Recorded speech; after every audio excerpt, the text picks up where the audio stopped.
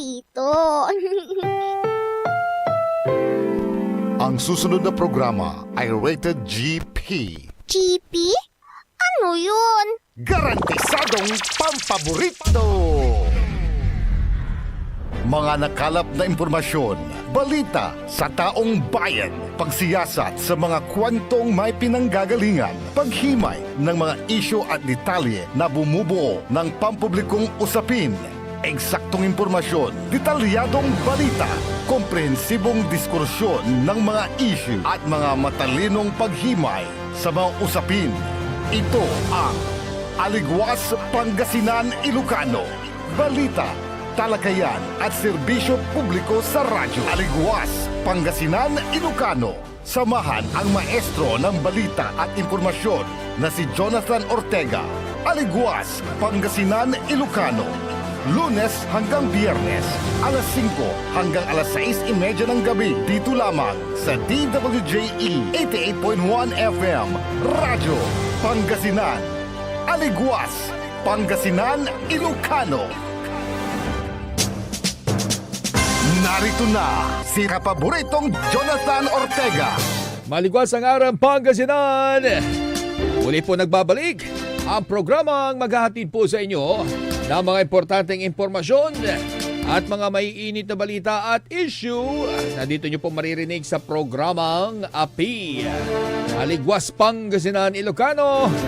At syempre mga kasama nyo po ako mula alas 5 ng hapon hanggang alas 6 ng gabi. Ako po ang inyong public servant sa radyo, Jonathan Rosario Ortega. At kasama rin natin sa ating technical control, ang ating riding in tandem tuloy. Ang ating Batman and Robin, ang ating mga sound engineers na sina Dennis Palaganas at Nixon Dakal. Dakal pong salamat. Ayan. Magandang hapon po. Masantos ang araw at sikay namin kapaborito. Ngayon po ay araw ng Martes, April 29, 2025. At syempre, magtatapos na naman ang isang buwan, ano? At may countdown ba tayo ng Christmas na? And biro lang. Syempre, countdown muna tayo sa ating pinakahihintay, pinakakaabangan. No? Na ano bang tawag natin dito? Pinaka-importante, no? Na kaganapan sa ating bansa, no? Ang paghahalal ng ating mga napipisil na susunod ng mga public servant. No? At syempre yan po ang national and local elections. We only have 13 more days to go bago ang May 12, 2025 national and local elections, mga kapaborito.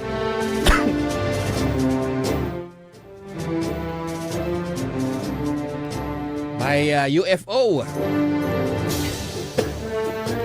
At syempre, no, mga kapaborito, nasa na ba tayo? Na-disrupt ako nung UFO eh. Syempre, no, 13 days to go bago ang inaabangan po nating halalan, mga kapaborito. Kaya yung mga botante, wag na kayong bobotante. Just once in your life, no, maging matalino po tayong botante. I-exercise natin yung ating karapatan sa pagboto, our right to suffrage. No, gamitin po natin yan. No, yung ating pong karapatan para po magluklok ng mga karapat-dapat na pinuno ng ating bayan, di ba? At syempre, nakikita nyo, napapanood nyo naman sa mga balibalita, no, yung mga naglalabas sa mga surveys. Bagamat syempre, no, marami SWS Pulse Survey, meron pang Okta Research, no, at kung ano-ano pa. Pero syempre yan ay bahagi lamang din po sa pagkuha ng pulso ng taong bayan. Pero syempre ang huling desisyon pa rin, no, ay kayo po, no, ang mahigit 70 milyong Pilipino na boboto po sa atin pong May 12 national and local elections. Diba? Tama ba ako? Maring Janice Abrogar Quarin. Magandang hapon sa iyo. Thank you very much for tuning in. sa DWJE 88.1 FM Radyo Pangasinan. Hello daw, sabi ni Pare Dennis at ni Pare Nixon. Ayan, syempre no, ang ating dating kasama sa ABS-CBN, ang dating reporter and anchor and marketing head officer natin dyan po sa ABS-CBN. Ano? Hi, hello, nakikinig sila. Siguro nasa lakwatsahan tong mga to kasama ang mga kumars. Wala, absent ang isang kumars. Nasa Canada pa ang kumars ninyong isa. Si Mrs. Palaganas. Nasa Canada pa. Hindi pa umuwi, ano? Hindi pa, no? Andun pa. At syempre, snow pa ba sa Canada? Hindi na. Medyo spring na. Spring mainit na. Spring ba yun pag mainit? Ganon. Walang summer dun, di ba? Meron din. Okay. 4 seasons, di ba? Kumusta naman, Mari Janice?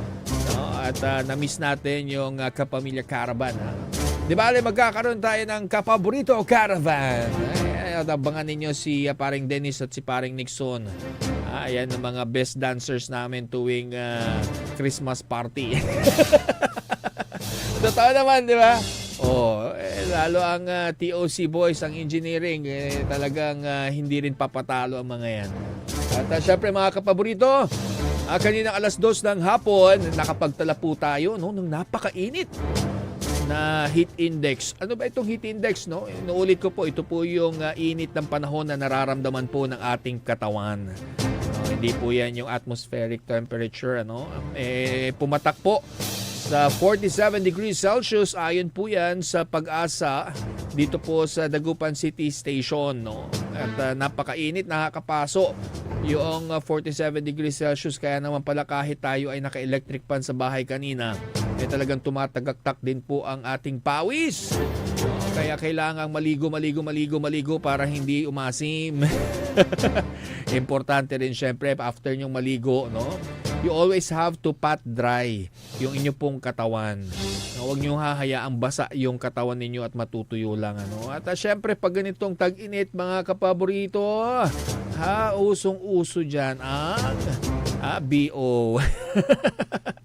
Kaya ugaliin pong gumamit din ng deodorant dahil bukas, April 30, ay ang inaabangan din ng mga bangus na street party dyan po sa may De Venecia Highway Extension along Lucao Pantal. At inaasahan libo-libo na naman na mga kapaborito ang dadagsa purian. At syempre, kaya sinasabi ko gumamit tayo ng deodorant. Maawa naman kayo.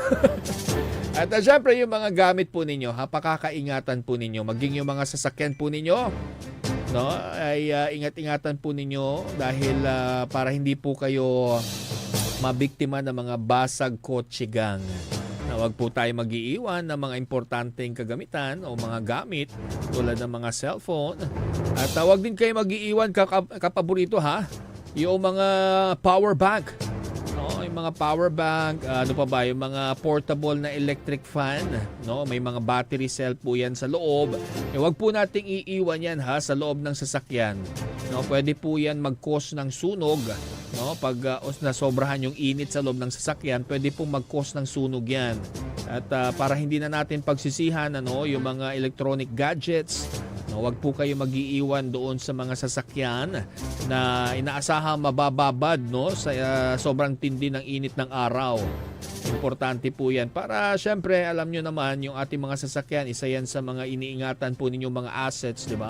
Pinaghirapan nyo rin po yan, pinagpaguran ninyo. Mas maganda kung maging maingat po tayo sa ating mga kagamitan. Okay? At syempre, dun sa mga dadalo sa Bangusan Street Party, ngayong Bangus Festival 2025, ugaliin po na mag-hydrate ng inyong katawan. Uminom po ng tubig o kaya nung mga anong tawag doon sa mga energy drink na yon, para po mapunan yung mga nawalang electrolytes sa inyong katawan. Okay? Para hindi po tayo maging hindi tayo maging pabuhat sa mga kabarkada nyo o kaibigan nyo, mga kapaborito. Mamaya mahilo-hilo kayo dyan, yung mga manunood ng concert, mga kaibigan nyo, imbis na manood ng concert, nanood na lang sa emergency room, pinanood yung kaibigan. no? Last year marami pong incidents, no? Incidents ng pagkahilo, pagkahimatay doon sa may isang stage, no? Dahil sobrang sikat kasi na mga naging performers doon. Ang alam ko yata Bini, no? Sayang walang Bini ngayon eh. Ang alam ko meron ngayon binhi.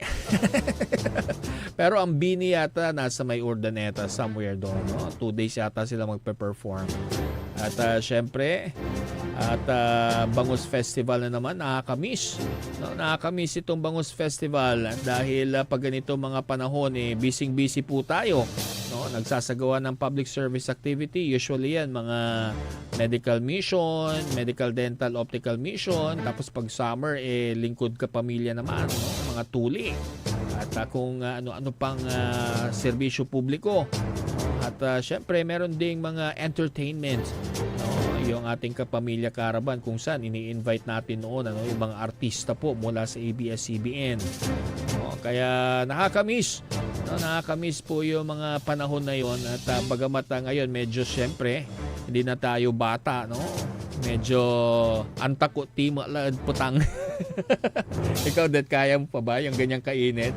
Samantalang dati karantini tayo Bangus Festival kayang-kaya, no? Yung dito pa sa may AB Fernandez, yun na lang yata yung last na punta ko Kasi 4 kilometers lang. Oo, yan lang. Wala naman akong choice. Pag pauwi ka ng bahay. Diyan nadukutan si Rosta ng cellphone sa may tulay, no? No, yan, diyan siya nadukutan. At syempre yung mga cellphone ninyo, mag-ingat po tayo, no? Hawakan nyo na lang po siguro yung mga yan. At enjoy nyo po ang Bangusan Street Party. Samantala dito naman sa downtown area, no? Dati dito kasi ginaganap yung Bangusan Street Party. Yung Kalutan Uddalan na tawag. No? At diyan nga naganap yung makasaysayan na longest grill, no? Na nagland pa yan sa Guinness Book of World Records. No, ang alam ko ang panahon po yata yan ni former Dagupan City Mayor Benji Saplan-Lim, no? At doon nasungkit, ilang beses din nag-attempt ang Dagupan City, no, para makuha yung titulo na yan na longest grill. Longest barbecue grill yata yon, Pero yung first try medyo may technicalities kasi may pakurba ang gusto ng Guinness Book of World Records noon. If I could remember it correctly, diretso daw. Kaya noon sinundan pakurbada yon Ang gusto nila kasi pag yung nagsusukat sila, mas madali kung straight nga naman daw. Makikita yung dulo-dulo. So yun, dun sa second attempt, naging successful naman ng Dagupan City noon. Pero it was short-lived, no? Dahil ano ba nangyari? Nasipa rin yata ang Dagupan City ng Peru, if I could remember it right, no? Peru yon, Peru. Same category, longest grill. Kasi iba-ibang category yan mga kapaborito, no? Pwedeng longest barbecue grill, no? Tapos nag-attempt din ng Santo Tomas at ang Bayambang sa kanilang ano ba yun? Malangshi Festival yata naman yun. Nag-ihaw-ihaw sila ng libu-libong isda. No, iba't ibang freshwater fish gaya ng tilapia at kung ano-ano pa dyan sa Bayambang. At nakuha yata nila, nasungkit din nila. Pati yung sa Santo Tomas, ang inihaw naman nila ay yung kanilang prime product, no, agricultural product, yung produce nila, yung mais. No? Kaya libu-libong mais din yung inihaw doon sa Santo Tomas, Pangasinan. No? Napakaliit na bayan, pero nakilala rin po yan dahil po sa kanilang mga pagtangka, no, na masungkit din yung mga Guinness Book of World Records. Marami dito sa Pangasinan actually, no, ang mga record holder. Ang naalala ko rin pati dito sa may bayan po ng Kalasyaw, yung largest puto mosaic o yung rice cake mosaic, no, na nagdidepict ng isang imahe ng isang matandang lalaki at isang batang babae ay batang lalaki din, At yun ay nasungkit niya, no, sa Guinness Book of World Records. Until now yata hawak pa rin yata ng bayan ng Kalasyaw yung pong category na yon, yung record sa category na yon sa Guinness Book of World Records, no. Kaya talaga pag Pangasinan ka, pag gusto mo, no, makukuha mo yan basta matindi ang iyong willpower, no. Naalala ko si Will, bigyan ng jacket yan. Ibang Will pala yan. Parang hyper ako ngayon, ano bang ano ko, yung traffic yata ang nagpa-hyper sa akin, traffic. It's either traffic o yung raisins bread. Naunahan ko kayo sa raisins bread. Ayun nga pala, before anything else, mga kapaborito, no, i-greet naman natin ng congratulations si Boss Joey Baby. No, isa na siyang ganap na lolo. Paano ba yan? May bagong baby, hindi na siya baby Joey Baby, no? Ano dapat na? Lolo Joey, Lolo Joe, dapat na ang kanya. Oo nga. Sir Joey, kung nakikinig ka man, kung hindi ka puyat, dahil mukhang nag-aalaga na ng apo dapat palitan mo na yung pangalan mo. Lolo Joe na lang. No. Para believable na. Joey Baby, sa bagay, no, pambansang sanggol sa radyo yan Nag-iisang pambansang sanggol sa radyo, ika nga. Sino ba nagbigay ng pangalan sa inyo noon? Siyempre ang ating mistisong station manager, si Lolo Joe. Pinangalanan Lolo Joe. Ang pikundak na nani. Yun congratulations, no, sa kanilang newborn first apo. Ayan, at syempre, welcome to the human world ba? Hindi pa naman binibinyagan, sasabihin ko sana Christian world Ayun, na-shoutout na natin si Maring Janice. Meron pa akong messages dito, no? Hi, hello din kanila Kuya Cesar Ian Urbano at mga kapaborito natin dyan sa DBP. Magandang hapon po sa inyo. Sa ating mga Joda, no, diyan sa may Bunuan Binlok, Bunuan Bukig at Bunuan Gazette, naka-tune in din sila sa atin. At syempre, ito lagi ko nakakalimutan batiin, pero tuwing kakain ako doon ay naka-tune in sila sa 88.1 FM Radyo Pangasinan. Maraming salamat syempre sa Kuya Max Restaurant. Alam ko naririnig nyo ako dyan, lakasan nyo ng konti yung radyo nyo. Medyo mahina lang kasi alam nyo kasi pag sa kainan, hindi rin maganda kapag masyadong malakas yung audio. Pero naririnig ko yan no? At magaganda kasi yung ating patugtog paggabi. Doon ako nagdi-dinner kapag weekends, no? Syempre maganda yung Saturday music natin. Yun ang favorite kong playlist dahil batang 90s tayo. Mga new wave, no? Yung napapakinggan po natin. At before anything else, syempre magkukwento tayo, no? Congratulations dun sa ating mga kapaborito dyan po sa may bayan ng Asinggan, Pangasinan, no? Sa kanila pong Kankanan Festival 2025. At syempre noon nga pong Sabado ay talagang nilantakan, inubos ng ating mga kapaborito dyan sa Asinggan yung pong mga kakanin. More than 700 na bilao ng kakanin ang nilantakan ng ating mga kapaborito dyan sa Kankanan Festival. No, at nakatikim naman ako ng palitaw at saka ng bichu-bichu, no? Napakasarap. Meron silang 6 na varieties ng kakanin po na feature nila this year. Kasi last year purely biko lang, hindi biko soto, biko yung kakanin lang na inoffer nila. Pero ngayon meron silang suman, meron silang tupig, meron silang palitaw, meron silang biko, what else pa ba yun?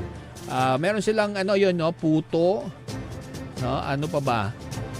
Ayan, kasi yan po, yung mga produkto po yan, no? Bukod kasi sa mga pangunahing agricultural products ng Asinggan, yung bigas, mais, no? Ay, yung palay, mais, yan din po yung isang pinagmamalaki po nila. Napakarami pong marunong gumawa ng kakanin, no? Diyan po sa bayan ng Asinggan. Siyempre, sikat na sikat ang bayan ng Asinggan.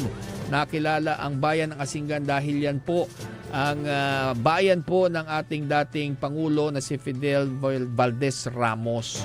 No? At kitang-kita naman natin na daan-daang mga Asinggan, taga-Asinggan ang nagpiesta, no? Walang 5 minutes ata, ubos na. Wala na ako halos nakuhanan ng video na kumukuha, pero lahat sila ay nilalantakan na nila yung kakanin. No, at tuwang-tuwa naman tayo dahil nandyan din sila Mayor Carlos Lopez, Vice Mayor Heidi Chua, no, nag-enjoy po sila at mga Sangguniang Bayan members together with the department heads na nagtulong-tulong para lang maitawid itong masayang event na ito. No, syempre diyan po sa may Eastern Pangasinan, ito yung mga isa sa mga pinaka-aabangan na festivals po. And syempre this coming April na tayo. Tama, April 30 naman yung Carabao Festival. No, at kung saan yung magkakaroon sila ng most beautiful Carabao, no? Tapos 101 ways to cook Carabao meat ba? Cara beef ang tawag doon. No, at syempre sila yung isa sa mga number 1 producers ng dairy milk, no, dito sa Pangasinan, at sila din ang supplier sa DepEd. At naging malaki rin ang papel ng organisasyon na iyan, no, yung pong Bantog Samahang Nayon Cooperative, dahil sila po ang nag-supply ng 2 litro ng Carabao milk, no. Yan po yung isa sa mga sangkap na ginamit po ng ating mga nakilahok sa Kangkanan Festival na para makagawa ng kanilang napakasarap na kakanin bukod doon sa malagkit na bigas. No, 2 litro lang ang inalaw nila dahil syempre yung supply ng gatas ay kakaunti lamang dahil meron pang ibang sinusuplayan, no, na ibang bayan ang kooperatiba. Bukas, no, yung Carabao Festival naman. At ito, napakasaya po ito dahil iba't ibang organizations, no, ang nakilahok, no. Meron pong 21 barangay, no, barangay ang nakilahok po sa Kangkanan Festival. Meron din pong 27 school organization, yung mga faculties, at 10 CSOs, no, yung mga civic groups na nakisaya. Kabilang po dyan yung ating mga senior citizen, yung ating mga Zumba, no, yung mga Zumba groups, pati mga OFWs ng bayan ng Asinggan. At dyan din ang mga guardians, ano. Hello sa mga guardians po na mga kapaborito. Nakita natin talagang very accommodating yung mga taga-Asinggan. Pag nakakita sila ng cellphone, talagang pinapakita nila yung kanilang magagandang mga ngiti. Pakinggan po natin yung pong ating panayam naman kay Asinggan Mayor Carlos Lopez Jr. Introduce naman natin yung tubig kasi yung tubig po is ito po yung isang industry sa Asinggan na kung saan ang dami pong nag-order sa amin. Sa isang barangay, Barangay Dupak, Barangay Baro, saka Barangay Dumanpot, yan po yung mga pinagkukuhanan po ng tubig. And as well as, kung nakita nyo po, ang dami rin pong suman. Yung suman po kasi, ito yung reason, yung 2 yan na kwan is yung handling po niya. Easy to pack, pwede po yan ipunta sa abroad, ilagay lang po sa sealed na kwan, at makakarating po yan sa Amerika actually. Kaya sabi ng mga nasa mga barangay na gumagawa po ng mayor, baka naman i-feature nyo rin po yung aming hinahanda. Total, ito naman po ay talagang varieties of kangkanan ng Asinggan. Street dancing, ang specific na team po namin doon is kung paano po nag-umpisa yung Kangkanan Festival sa Asinggan. So may story po siya. Yung pag-present po ng mga performer, may story po siya na kung saan makikita nyo po na maya-maya may nagluluto na ng kakanin, may nagsasayawan, ni-incorporate po nila until sa end product po niya, nasa market na po siya. Ang dairy products po namin, hindi namin sila sinali ngayon because we have a separated Carabao Day celebration on April 30. If you could join us, doon po tayo sa Samahang Nayon. We have separate programs for the anniversary of the dairy box or yung Bantog Samahang Nayon. will feature, may mga raffle draws po yan, isang kalabaw yata. Magpaparaffle ng kwan po. Beauty contest po ng kalabaw. Then we have the parade. Morning parade ng mga karabaos doon po sa mismong area po ng ating samahan namin. Opo. Pero naka-incorporate pa rin po dyan sa mga pagkain po na ginawa ang gatas po ng kalabaw. So we provided 2 liters per participants para na-incorporate pa rin po yung gatas ng kalabaw sa mga kangkanan. Kasi Ayan po ang naging panayam natin kay Asingan Mayor Carlos Lopez Jr. At syempre pinagmamalaki rin po nila doon po sa kanilang Bantog Samahang Nayon Cooperative ay mayroon na pong inaalagaan na 384 carabaos. At ito po ay nanganganak din po at sabi nga po ni Mayor Lopez naghahanap na rin po sila ng ibang mga kabarangay sa ibang barangay na pwedeng mag-alaga din ng carabao dahil masyadong malaki na yung demand at kakaunti na lamang sila sa barangay na pwedeng mag-alaga. Kaya pwede silang bigyan ng inahin para tumaas yung kanila pong supply. Yung 384 kulang pa pala yun para lang ma-sustain yung pong pangangailangan at syempre ang DepEd ang isa sa mga sinusuplayan po ng Bantog Samahang Nayon Cooperative. Congratulations po sa mga taga-Asingan at maraming salamat. Next year sana makapiling natin ulit yung ating mga proud Asingenyos. Oras natin, alas 5:37 na ng hapon. Magbabalik po ang programang Api, Aligwas, Pangasinan, Ilocano. Makalipas lamang po ang ilang patalastas. Ang puta-putang Iren Balita. My brother is not the pig. Walang himala! Ang puta-putang Iren Sunata. All I dream of is your eyes. Son, ang puta-putang Iren Impormasyon. Aya sa DWJE 88.1 FM Radyo Pangasinan. Paborito. Sa lahat ng nakasakay ng jeep, tricycle, bus, alas 5:30 na. Kapaborito. Time check is brought to you by former Governor Amado Pogi I. Espino III, Province of Pangasinan. Ang kalusugan ay kayamanan, ngunit sa bawat araw, marami pa rin sa ating mga kababayan salat sa tamang serbisyong pangkalusugan.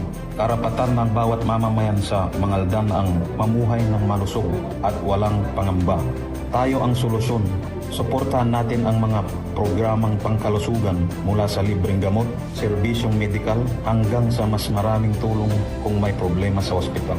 Ako po si Dr. Mark Stephen de Venecia Mia, Vice Mayor ng Mangaldan, isang leader na inuuna ang kalusugan ng bayan. Itataguyod ang isang mas malusog na Mangaldan. Chito Samson, ngayon, Chito Samson, kasama mo ang pambato ng dagupan. Nandito muli ang kasangga at kagabay. May malasakit, tunay na may paninindigan. Siya ay maaasahan sa buong bayan ng dagupan. Hangarin tapat, dignidad, tapang at lakas. Kasama nyo noon ngay kahit kailan. Ano ang oras ay malalapitan.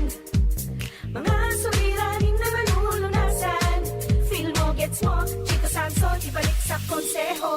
Ating iboto ang nag-iisang manok ng mga dagupenyo. Mula noon hanggang ngayon subok na ang serbisyo. Halika na samang ibalik sa konseho. Ating isigaw, ang pangalan niya ay Chito. Chito Samson ang iboto. Iboto nating mga dagupenyo. Feel mo, gets mo, muli nating ibalik sa konseho. Number 19 sa balota, Iboto, Councilor Chito Samson. Kaibayonan Saman, Nathan, Anggad Kapigan, Councilor Chito Samson. Feel mo, gets mo. Number 19 sa balota. Paid for by the Friends of Chito Samson, California, USA. At WellCare Diagnostic Center, your health is our priority. From routine checkups to advanced diagnostics, we provide accurate, timely results, ensuring you're always on top of your well-being. Whether you need a blood test, x-ray, or ultrasound, our state-of-the-art equipment and professional team are here for you. With a convenient location and fast results, we make healthcare easier. Message us through our WellCare Diagnostic Center Facebook page or visit us at the Mapandan Town Center for an appointment. WellCare Diagnostic Center, your health, our care. Visit WellCare Diagnostic Center, located at Mapandan Town Center, Mapandan, Pangasinan, for reliable and top-notch healthcare services. You deserve the best care. WellCare Diagnostic Center. Mare! Kabigla ka naman, Mare, ha? Grabe, gimagana ka ah. Mari, di mo sinabi na uwi ka pala ng San Carlos. Ay, oo. Namiss ko na kasi dito ang pamilya ko. Ito na palang San Carlos ngayon. Grabe, Mare. Ang laki na ng pinagbago. Siyempre naman, Mari, alam mo ba na dito sa syudad natin, malaki na talagang pagbabago. Mula sa mga infrastruktura, nandiyan na mga konkretong daan at mga bagong pasilidad. Wow! Meron din tayong trending na ayos, kalusugan karavan na nagbibigay ng libreng serbisyong medikal.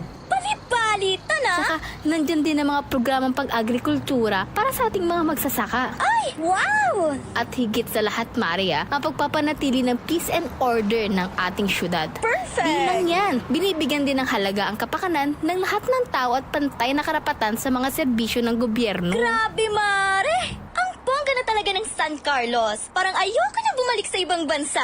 Oo, Mare. Kung ako sa'yo, dito ka na lang sa San Carlos. Dahil sa San Carlos, tunay na subok na ang serbisyong ayos. Mayor Julia Ayer Resuello po, kasama si Vice Mayor Jose Resbox Resuello at ang Sangguniang Panglungsod ay nandito upang umagapay at magserbisyo sa ating minamahal na syudad. San Carlos, maunlad, ligtas at maayos. Gagraduate ka na, kapaborito? Sana all. Wow! Congratulations! Good luck sa inyong next journey, graduates! Be proud of what you have achieved so far and be grateful to your parents. Pagbati mula sa inyong kapaborito, DWJE 88.1 FM, Radyo Pangasinan. Paborito!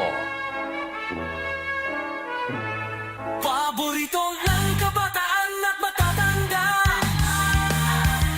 Paboritong patigan sa bus, tricycle, jeep at mga opisina. Paborito mo, paborito ko, paborito nating lahat. DWJE 88.1 FM, Radyo Pangasinan. DWJE 88.1 FM, Radyo Pangasinan.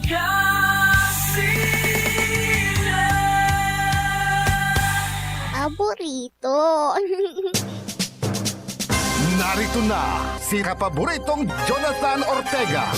Maligwas ang araw Pangasinan. Kayo pa rin po ay nakatutok sa programang Abi. Haligwas Pangasinan Ilocano. Ako pa rin po ang inyong public servant sa radyo, Jonathan Rosario Ortega.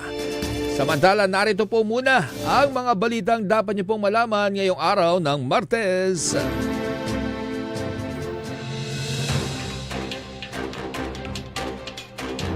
Mga kandidato, bawal sa ayuda kahit campaign poster ayon sa COMELEC. Mahigit 200,000 trabaho alok ng DOLE sa Labor Day, May 1. Araw ng pagpili ng susunod na Santo Papa itinakda na po sa May 7 ayon sa Vatican source. PBBM patuloy na ipinaglalaban ang karapatan ng Pilipinas sa West Philippine Sea. Manny Pacquiao nagbabala laban sa panghihimasok ng mga dayuhan sa halalan sa Pilipinas. At sa balitang pampalakasan, kauna-unahang NBA jersey ni Bryant nabili ng $7 million. Laki, no? Narito na ang detalye ng mga balitang yan. Patuloy ang pagpapaalala ng COMELEC sa mga ahensya ng gobyerno at mga kandidato na ipinagbabawal ang paggamit ng ayuda para sa pampulitikang interes.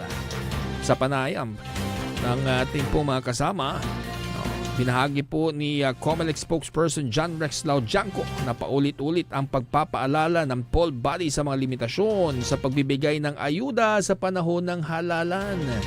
Maski yung mga ikinakabit yung pangalan na ayuda sa mga alias-alias nila, dapat yan, bawal ano.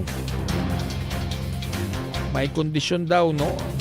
Ang pagbabawal sa presensya ng kahit sinong kandidato sa anumang anyo.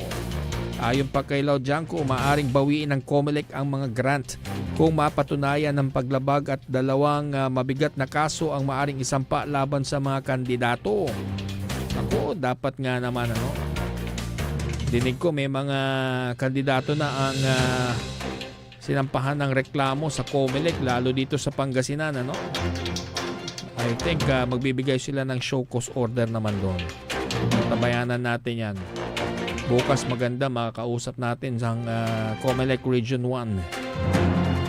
Sa iba pang balita, mahigit 216,144 ang mga local overseas na trabaho mula sa 2,281 na employer ang iaalok po ng DOLE sa 69 na job fair site sa buong bansa bilang bahagi ng pagdiriwang ng ika-123 Labor Day. Ang naturang job fair ay alinsunod sa utos po ni Pangulong Ferdinand Marcos Jr. na gawing regular na programa ang job fair sa mga manggagawang Pilipino. Hinimok ng DOLE ang mga naghahanap ng trabaho na makipag-ugnayan sa inyo pong Public Employment Service Office o yung PESO sa mga regional offices para sa kumpletong detalye ng mga bakanteng posisyon at job fair venues. Sana marami ang ma-hire sa May 1. Sa iba pang balita, magtitipon ang mga kardinal ng Simbahang Katolika sa isang sikretong conclave simula sa May 7 upang piliin ang susunod na Santo Papa ayon sa isang mataas na opisyal ng Vatican nitong Lunes, April 28. Napagkasundoan ng petsa sa isang closed door na pagpupulong ng mga cardinals sa Vatican na siyang unang pagpupulong mula ng ilibing si Pope Francis noong Sabado. Inaasahan ng opisyal na anunsyo sa mga susunod na araw.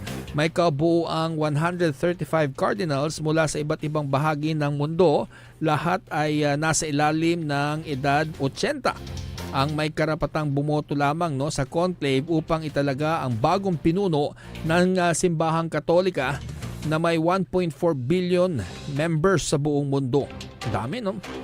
Ang huling dalawang conclave noong 2005 at 2013 ay tumagal lamang po ng 2 araw.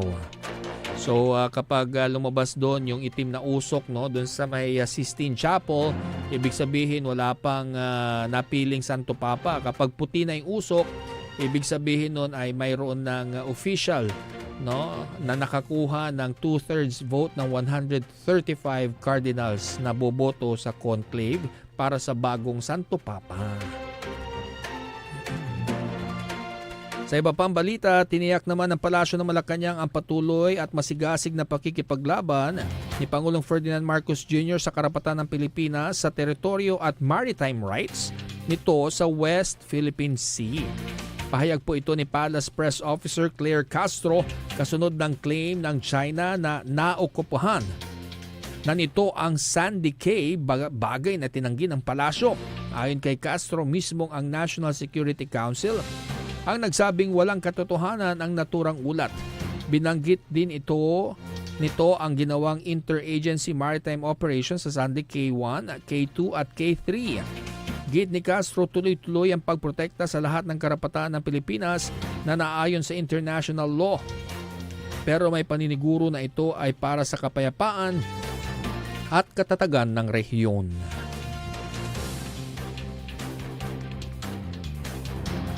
Sa iba pang balita, nagpahayag naman ng matinding pagkabahala si dating Senator Manny Pacquiao.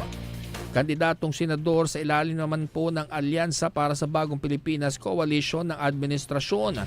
So manoy pakikialam ng mga dayuhan sa darating na halalan sa Pilipinas. Sa isang pahayag kamakailan, binigyang diin ni former Senator Manny Pacquiao ang kahalagahan ng pangangalaga sa soberenya ng bansa at hinimok ang mga Pilipino na manatiling mapagmatsyag.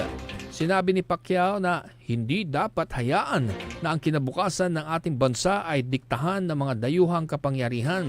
Ang boto ng mga Pilipino ay para sa Pilipinas, hindi para sa anumang nakikialam na mga tagalabas. Aniya.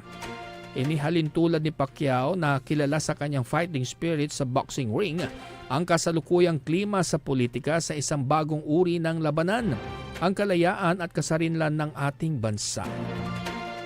Binigyang din ni Pacquiao na ang laban ay hindi lamang tungkol sa mga alitan sa teritoryo tulad ng sa West Philippine Sea, kundi tungkol sa pagprotekta sa mga panloob na gawain ng bansa mula sa panlabas na impluwensya. Ang ating laban ay para sa ating kalayaan at soberenya bilang isang bansa, anya. Kailangan umanong magkaisa ang lahat para sa layuning ito. Ang pahayag na ito ay napapanahon sa gitna ng mga patuloy na talakayan tungkol sa lawak ng pakikilahok ng mga dayuhan sa di umano'y panghihimasok ng China sa politika ng Pilipinas. Naniniwala naman si Pacquiao na ang call to action na ito ay nagsisilbing paalala sa kahalagahan ng pagbabantay at pagkakaisa ng lahat para sa pagpapanatili ng soberenya ng bansa. Yan, importante po, no, yung ating sovereignty as a nation. No, kaya nga meron na tayong naririnig na mga balita, no, yung mga call to action na wag iboto daw. No, yung po mga senador na sumusuporta sa bansang China. Yan yung sa tingin ko naging malakas na bentahe ng alyansa, no, ng Marcos administration. At sa ngayon ilan ba ang nasa sa top 12 sa survey nila? 8 yata, no, mula sa alyansa, sa coalition ang nakapasok sa Magic 12. At syempre si Senator Manny Pacquiao, being a former senator at boxing champion, no, siya rin ay isa sa mga nagsusulong, no, ng magandang buhay diyan po sa Mindanao, dahil galing po siya sa Mindanao at laking hirap din po, alam niya kung ano yung mga paghihirap ng mga kababayan po natin diyan sa Mindanao at kung ano yung mga kinakailangan para mag-improve ang kanilang mga buhay, ano. At isa rin sa mga binabalak na mas tututukan ni former Senator Pacquiao yung pong sa sports, no, at yung pagkakaroon ng mga world-class facilities. Yun pa rin yung patuloy niyang isinusulong para magkaroon tayo ng mga atleta, no, na talagang kaya makipagsabayan sa world athletic arena. Ayan po ang mga balitang nakalap ngayong pong araw ng Martes, April 29, 2025. At syempre, paalala po muli, no, bukas ay holiday, no, base po sa 30, no, holiday yon, Miyerkules, no, sa executive order ng Dagupan City. Okay, so walang pasok, ha, except yung pong syempre yung mga sangay ng gobyerno na kailangan mag-render ng emergency response, no. Inaasahan libo-libo ulit ang dadalo diyan sa Bangusan Street Party dahil napakalalaking mga artist po ang magbibigay ng entertainment, no. At sana ay maging mapayapa at maayos ang magiging Bangus Street Party, no, dahil libo-libo, baka umabot ulit ng 500,000, no, ang dadalo at makisaya diyan po sa may ano ba ito? Judge de Venecia Highway Extension, no, diyan po sa may along Lucaw, Dawal Pantal Road, no. At syempre, ugaliin po nating magbaon ng extra na damit, no. At syempre magbaon din ng extra na tubig, no. Yung pong ating mga kaibigan, no, magsama-sama lang po kayo. At sana ay pairalin ang malamig na ulo, no, para maiwasan ang away, no. May mga instances siguro kasi noon na medyo nagkakagit-gitan pero na under control naman, no. Kaya andyan naman po ang PNP, POSO at lahat po ng mga ahensya ng gobyerno na magtutulungan po, no. Ang BFP nandyan din, no, para magbigay ng assistance doon sa mga mahihimatay. May mga non-government organizations din po na tutulong para mapanatiling safe and secured, no, yung festivities tomorrow. At April 30 tapos May 1, Thursday, no.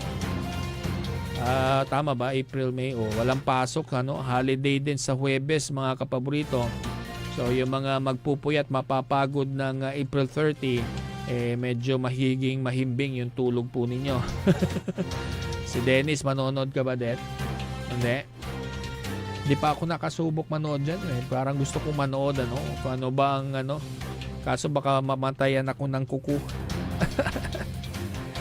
Hi, hello kay Chief Rob Erfe Mejia. Magandang hapon sa inyo at sa iyong father na si Sir Robert Erfe Mejia.